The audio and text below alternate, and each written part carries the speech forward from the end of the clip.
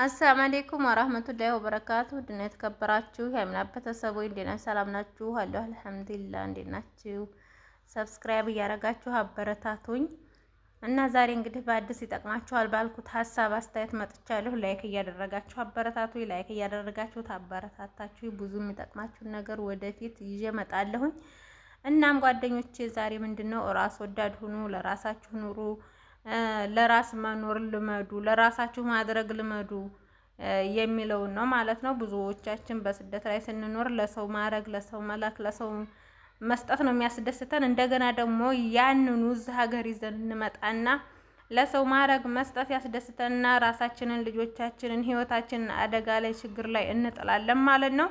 ስለዚህ እንደዛ እንዳይሆን ባችሁ እስኪ አንዳንድ ነገር እዚህ ሀገር ይጠቅማችኋል ያልኩትን ነገር ከሰዎች የሚያየሁትን ነገር በዙሪያዬ ማለት ነው። እንግዲህ ብዙ ነገር እንሰማለን፣ ብዙ ታሪክ እንሰማለን።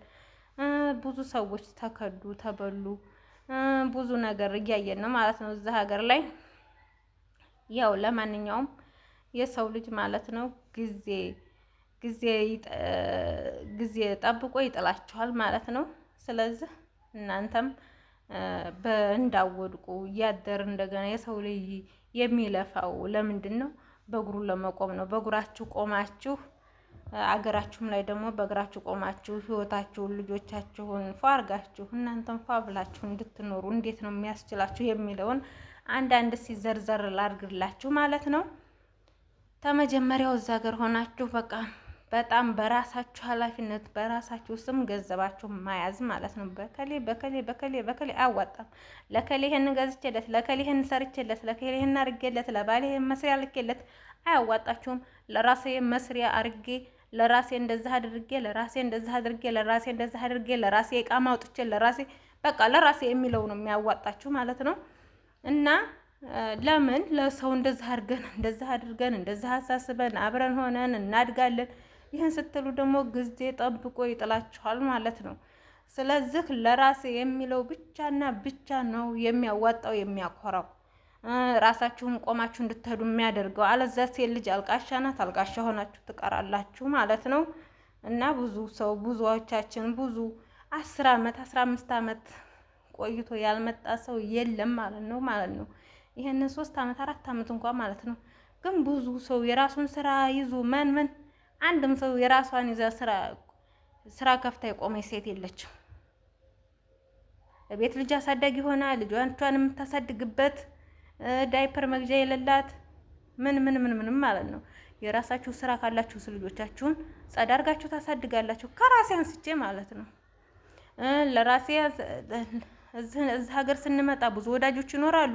ያንን ገንዘባችንን ሰዎችን ስናጋፍርበት እንኖራለን። ያለቀ ለታ ሁሉም ሸርተት ብሎ አሰላም አለይኩም አያያችሁም ማለት ነው። ስለዚህ ለራሴ የሚለው ነገር ይጠቅማችኋል።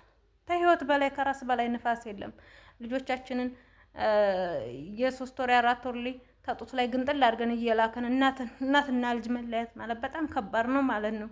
ስለዚህ ይሄ ነገር በጣም ጥያቄ ነው፣ በጣም የሚቆጭ ነገር ነው ማለት ነው።